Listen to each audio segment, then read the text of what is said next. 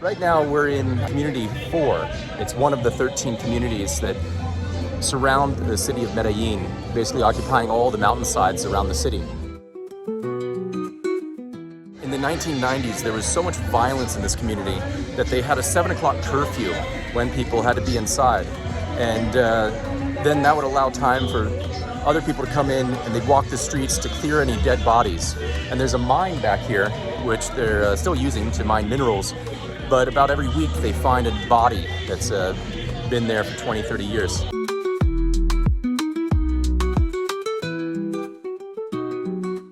This basketball court, prior to 2002, was used for a lot of murders. So anybody who broke a rule in the community here, the narcos would bring them down here, and then they would have kids who they had taken from the streets, the ages 10 to 15. They'd give the kid a gun and have them kill anybody who broke their rules.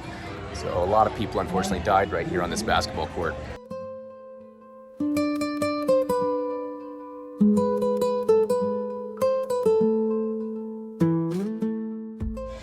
It's incredible that this place was so dangerous just about 25 years ago, and now they get about 1,000 to 2,000 tourists here every day.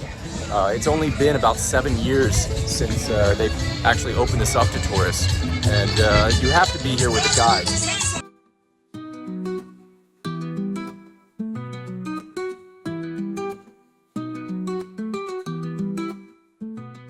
Famous right there. I'm gonna get mango.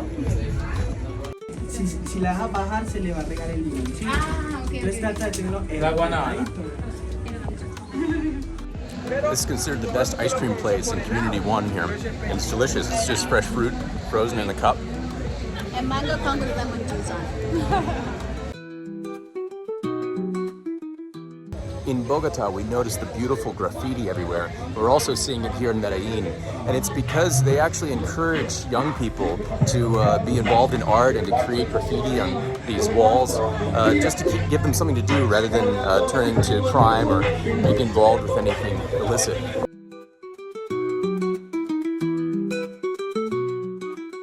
Throughout the 90s, the government kept trying to clean up the 13 communities, and they bring in hundreds of police. Then finally in 2002, they had Operation Orión, where the United States provided 2 Black Hawk helicopters, and then the Colombian people provided 700 police officers to come to the area, and they were successful. The mural behind me on this wall is dedicated to an American woman who would come here and she would try to save the children from the streets, but unfortunately they abducted her and killed her. So the community really appreciates her, and they did that mural.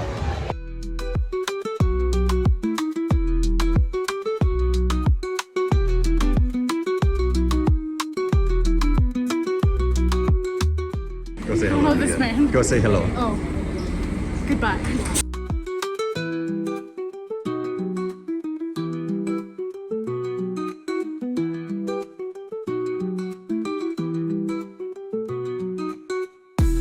We're in San Antonio Park, which is just about a 15-minute walk from Botero Park, but he has 5 more sculptures over here, including these 2 doves, which were meant to signify peace, but in 1995, the ELN guerrilla group put a bomb here and blew that one up.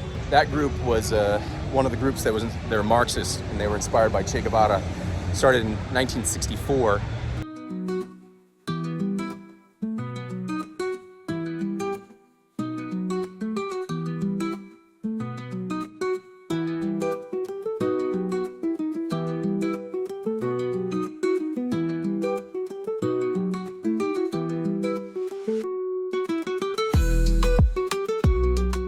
The bomb must have been placed just underneath this sculpture.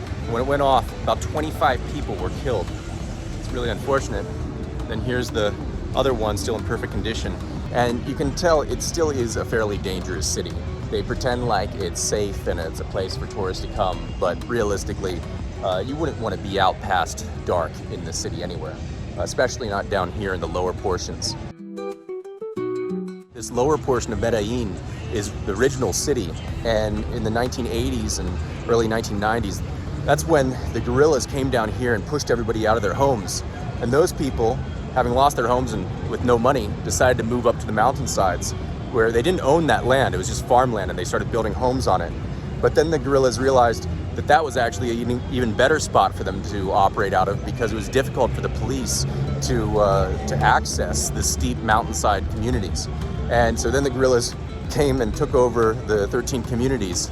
So there really was no escaping the violence for the poor people here in Medellin. But we do love this city. It is such a beautiful city, and the air quality is surprisingly good. You know, there's 4 million people living here as opposed to 12 million living in Bogota. And we find that the quality of food here is excellent. There's beautiful artwork, lots of nice coffee shops. It's just, we really enjoy Medellin. So if you come to Colombia, I'd suggest spending at least 4 or 5 days here in Medellin, and you probably only need 2 or 3 in Bogota.